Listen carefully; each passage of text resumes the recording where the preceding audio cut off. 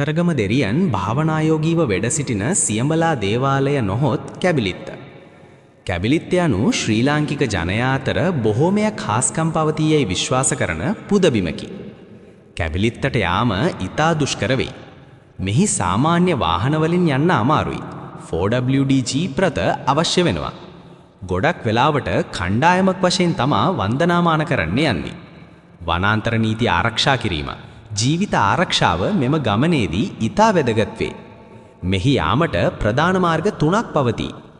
යාල ජාතික වනෝද්‍යානයෙන් පැමිණ අංක 2 කලාපියේ ඔස්සේ මැණික්ගඟ හා කුඹුක්කන් ඔය තරණය කර කුමන ජාතික වනෝද්‍යානයේ ඔස්සේද එහි ආහකි. මෙම ගමනේදී මොනරාගල දිස්ත්‍රික්කය, හම්බන්තොට දිස්ත්‍රික්කය, අම්පාර දිස්ත්‍රික්කයද අසුවේ. තවත් මාර්ගයක් වනුවේ කුමන ජාතික වනෝද්‍යානයට පැමිණ යාමයි. අනෙක් මාර්ග යාල අංක 3ට අයත් ගල්ගේ මාර්ගයෙන් හා කොටියාගල ඔස්සේ ඇති මාර්ගයයි. මෙහි කෙටිම පාර ගල්ගේ පාරයි. කිසිදු ගොඩනැගිල්ලක් නොමැති මෙම ස්ථානයේ අඩි 9ක් පමණ උසින් යුතු සියඹලා ගසක් පවතින අතර මෙම ස්ථානයට ආසන්නයේ ඕකන්ද ඓතිහාසික දේවාලයද කුමන ජාතික වන උද්‍යානද මායිමේ පිහිටා තිබේ. නිතර අතුපතු ගෑ පරිදි සකස් වූ කුඩා බිම්තිරුවක මෙම සියඹලා රුක හටගෙන තිබෙන අතර මෙම සියඹලා ගස මුල් කරගෙන බැතිමතුන් පුද පූජාවන් සිදු කරති. මේ සේරමත් එක්ක කැබිලිත්ත ගැන ලස්සන කතා ගොඩක් තියෙනවා.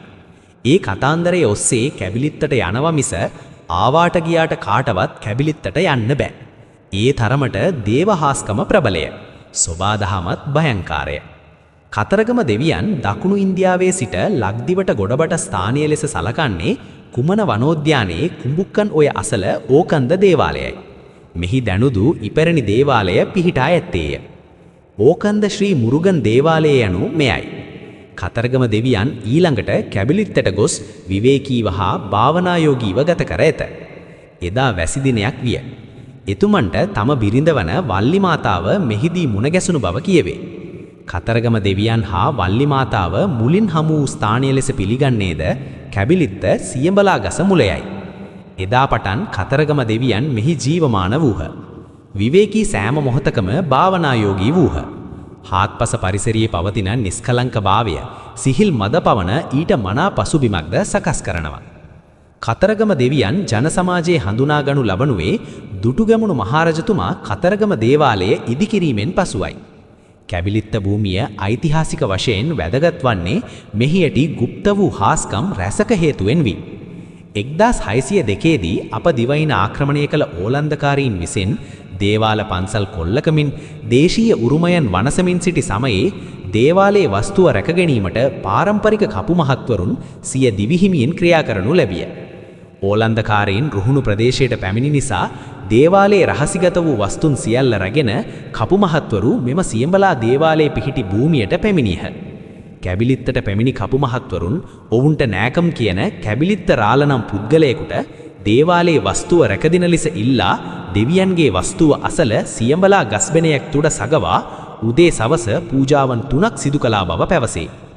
කැබිලිත්ත රාල නම් පුද්ගලයා ඊතා උස හැඩිදැඩි ශක්තිවන්තයෙකු වන අතර දුවන මීහරුකුන් අල්ලා ගස් වැද හීලෑ කරන්න තරම් දක්ෂතාවක් ඇති අයෙකු බව පැවසේ. උඩු රැවුලක් ඇති මෙම කැබිලිත්ත රාල දෙවියන්ගේ වස්තුව රැකගෙන මාස කීපයක් මෙම ස්ථානයේ සියඹලා ගසක පුද සත්කාර කරමින් දෙවියන්ගේ වස්තුව රැකගනු ලැබිය. මේ අතරතුර පානම ප්‍රදේශයට ඕලන්දකාරීන් විශා පිරිසක් සමග පැමිණිය. දේවාලයේ වස්තුව ඇති ස්ථාන සොයමින් පැමිණි ඕලන්දකාරීන් මෙම සියඹලා ගස පිහිටි ස්ථානයටද පැමිණි අතර ඕලන්දකාරීන් 10 දෙනෙකු සමග තියුණු සටනක් කරන්නට කැබිලිත්ත රාලට සිදුවිය. ඔහු තනිවම තියුණු සටනක් කර ඕලන්දකාරයන් මරා දැමුවේ. සටනේදී සිදු වූ තුවාල නිසා කැබිලිත්ත රාල මරණාසන්න තුවාල ලබා මෙම ස්ථානයේ වීම මිය ගිය.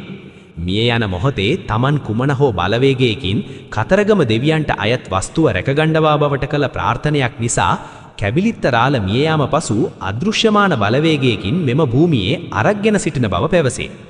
කතරගම දෙවියන්ගේ වරම්ගෙන මෙම ප්‍රදේශයේ සැරිසරන කැබිලිත්ත රාල මියගිය පසුද දේවාලයේ වස්තුව නැවත කතරගම පාරම්පරික කපු මහත්තුරු පැමිණ රැගෙන ගොස් දේවාලයේ තැන්පත් කළා බව කතරගම දේවාලයේ ප්‍රධාන කපු මහතා වන සොමීපාල ටී රත්නායක මහතා පවසනවා. පසුව මියගිය කැබිලිත්ත රාලගේ නමින්ම මෙම අඩවිය නම් කළනු ලැබිය. එතැන් සිට මෙම සියඹලා ගස පිහිටි භූමිය ඓතිහාසික භූමියක් ලෙස පැරණන් නම් කළනු ලැබිය. මෙහි නොපෙනෙන දේවාලයක්ද පවතින බව ජනප්‍රවාදී එන අතර මහා හාස්කම් රැසක් පවතින කිසිදු නිදන්සොරෙකුගේ ඇසට නොපෙනෙන තලගුළු වෙහෙර සහ නිල්මානල් පැලැස්සද මෙම භූමියේ පිහිටා ඇති බව පැරණන් පවසයි. කතරගව දෙවියන් භාවනායෝගීව වැඩවසන භූමියක් ලෙසද මෙම දේව අඩවිය හඳුන්වනු ලබනවා. මෙම භූමියට අතීතයේදී හේන් ගොවියන් තම අස්වන්නේ නෙලා ලබාගත් අලුත් බව භෝගගෙන පුද පූජාවන් තැබීමට පැමිණියහ. වනේ දඩයන්ට එන දඩයන්කරුවන් දෙවියන්ට මස්තලප තබා පුද සත්කාර කළා බව පැවසේ. මෙම සියඹලා දේවාලයේ අවට විශාල බෝධියක්ද පවතින අතර මේ වටා ඇති වනේ වෙහෙර විහාර රැසක නටබුන් රැසක් අදත් දක්නට ලැබේ. 1818 ඌවේ කැරෙල්ල සමයේදී වීර කැප්පෙටිපොළ නිලමේතුමන්ද මෙම ස්ථානයට පැමිණ පුද පූජාවන් තබා කඳසුරිදුන්ගේ ආශිර්වාදය ලබාගත් බව ඌව ඉතිහාසයේ ලියූ පණ්ඩිත නාවුල්ලේ ධම්මානන්ද ස්තවිරයන් පවා සඳහන් කර ඇත. අතීතයේ ගොවි ජනයා සිය අස්වන්‍ය ප්‍රථම කොටස දෙවියන්ට පූජා කිරීමට මෙම කැලයට පැමිණි අතර වසර 30ක් පුරා අප රටේ පැවති යුද්ධයේ හේතුවෙන් කිසිවෙකුටත් මෙම ස්ථානයේ වෙත පැමිණීමට නොහැකි විය. වනජීවී අවසරයක් නොමැටිව කොටියාගල ඇතිමල ප්‍රදේශ ඔස්සේද ඇතමුන් පැමිණෙනවා. වන්දනා මානයට එන මුවාවෙන් පෞරාණික වස්තුන් මංකොල්ල කිරීමටද ඇතමුන් මෙහි යති. මෙම දේවාලයේ වැඳ පුදා ගැනීමට යන විට නොඉඳුල් කැවිලි පළතුරු රැගෙන යා යුතුයි. යන සෑම පිරිසක්ම දෙවියන් හට පැණිබත් පුදා කිරිද ඉතිරි වේ යුතුයි. මෙම ගමනට යන අය විවිධ වචන භාවිතයේදී කට පරිස්සම් කරගත යුතුයි. විශේෂයෙන් මෙම ගමනට අතීතයේදී කාන්තාවන් කෙටුව ගියේ නැහැ. සාමාන්‍යයෙන් මෙම භූමියේදී අවඩක් සිදු කරපු පුද්ගලයෙකුට යහතින් ගිදර යන්න නම් ලැබෙන්නේ නැහැ. ඒක තමයි බොහෝ දෙනෙක් විශ්වාස කරන සමාජ මතය. කැබිලිත්ත දේවාලයේ වැඳ පුදා ගැනීමට යම්කිසි කෙනෙක් බලාපොරොත්තු වෙනවා නම් ඔහු අනිවාර්යෙන්ම නිර්මාංශව මාසයක කාලයක්වත් පේවී සිටිය යුතු බව. අනතුරුව මේ ගමන යනතුරුත් එනතුරුත් කටවචන පරිස්සම් කරගත යුතු බවත් මතක තබාගත යුතු වෙනවා. ඒ වගේම වර්තමානයේ බොහෝ දෙනෙක් මේ ප්‍රදේශයට වන්දනා කරන්න එන මුවාවෙන් එහියටි වටිනා කියලා දේ රැගෙන යාමට උත්සාහ කරනවා. නමුත් ඒ ආකාරයට වටිනා දේ රැගෙන යන කිසිවෙකුට යහතින් ජීවත් වෙන්න ලැබෙන්නේ නැහැ කියලා තමයි බොහෝ දෙනෙක් පවසන්නේ. එදා යුද සමයේදී මේ ප්‍රදේශය තුලට මිනිස් පුලුට්ටක්වත් ගියේ නැතත් යුද්ධය අවසන් වුණාට පස්සේ බොහෝ දෙනෙක් කැබිලිත්ත දේවාලයේ වන්දනා කරන්න නැවත පටන් ගත්තා. එහි ප්‍රතිලාභයක් විදිහට වර්තමානයේ කතරගම දේවාලයට අධික ජනකායක් කැබිලිත්ත දේවාලයට ඒකරාශී වෙනවා.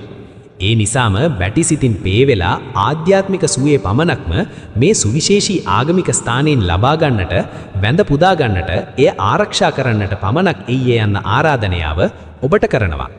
ඔයාලටත් කැබිලිත්තේ ගිහින් මේ වගේ අත්දැකීම් තියෙනවා නම් කියාගෙන යන්න. ඔබ සැමටම ජීවමාන ස්කන්ධ කුමාරුගේ පිහිටයි.